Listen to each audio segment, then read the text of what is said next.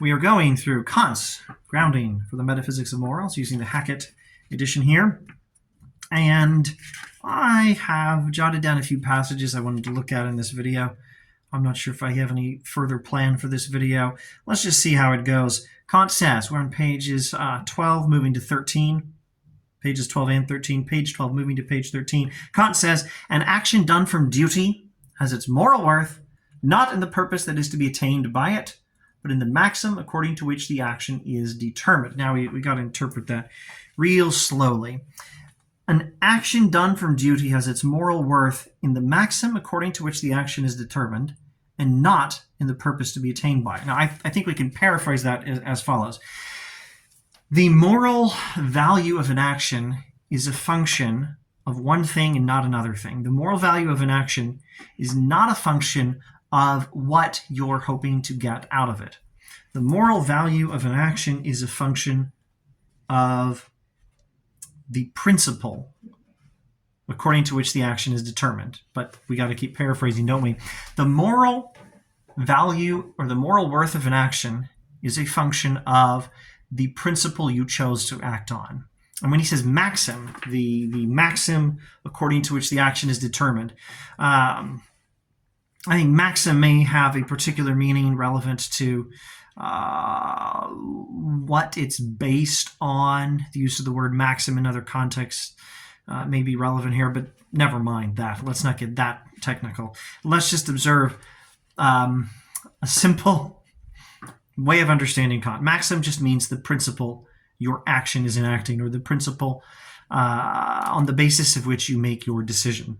The maxim according to which the action is determined is the principle you're acting on, the principle you had in mind when you made the decision you did.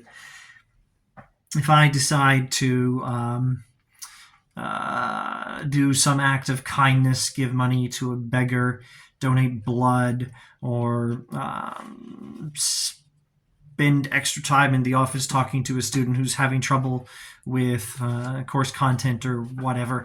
If I decide to do some act of kindness and the principle on which I decided to do the action was just that this was the right thing to do, that principle is the maxim for my action, and that's what determines the moral worth of the action, not something I'm hoping to gain by it.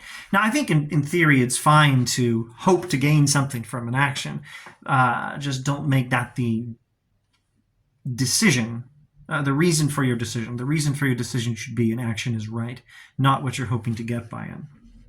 All right, skipping to the next paragraph. Let's just read maybe one sentence from this paragraph. Duty is the necessity of an action done out of respect for the law. And here I don't think we mean laws passed by Congress, laws passed by a parliament, laws passed by a legislature, laws signed by an executive, a president, or whatever. No, we're talking about moral law. We're talking about the laws of morality, the laws that require us to do things that are right just because they're right, not laws passed by a human government, not laws created by human beings, but moral laws that pre-exist, any laws made by humans, certainly, but also that pre-exist our actions, that our actions have to conform to moral law. Duty is the necessity of an action done out of respect for the law. Of course, this is not necessity in, we could say, the metaphysical sense, as we talk about with things that don't have free will, things that act according to necessity because they're just doing what they do, as this comb. If I drop it, it will fall. It's going to obey the laws of gravity. It acts according to necessity. It doesn't have any choice to resist. Whereas I, with my own actions, have some free will to decide what I'm going to do or not do, and there is a moral necessity that I do the right thing. That necessity is duty. Now let's read. Well, maybe let's not skip ahead and let's read. I was going to say the first sentence of the next paragraph. He says, duty is the necessity of an action done out of respect for the law, the moral law. I can indeed have an inclination for an object as the effect of my proposed action, but I can never have respect for such an object just because it is merely an effect and is not an activity of the will. Similarly, I can have no respect for inclination as such, whether my own or that of another. I can, at most, if my own inclination, approve it, and if that of another, even love it, i.e., consider it to be favorable to my own advantage. Let me just try to paraphrase what I think he's getting at here. He's getting at a little bit of subtlety we might sometimes miss when you read Kant carelessly. He's saying you have to do what's right because it's right.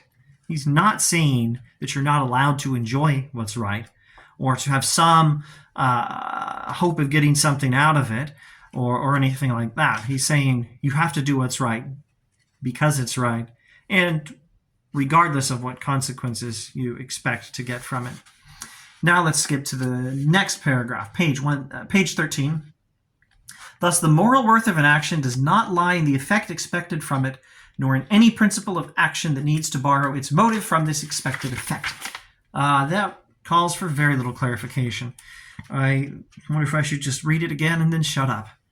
The moral worth of an action, the value of an action, does not lie in the effect expected from it. The moral value of an action does not come from the result we're expecting to get from it, nor in any principle of action that needs to borrow its motive from this expected effect, nor does it come from anything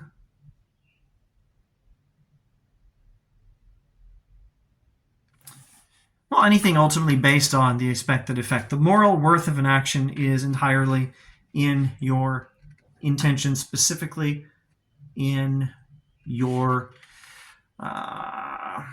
choosing to act according to the right principle and just because it's right. The moral worth of an action depends entirely on acting according to what is right just because it's right. Well, thus says Kant. And that is all on Kant for this week. Thanks for watching.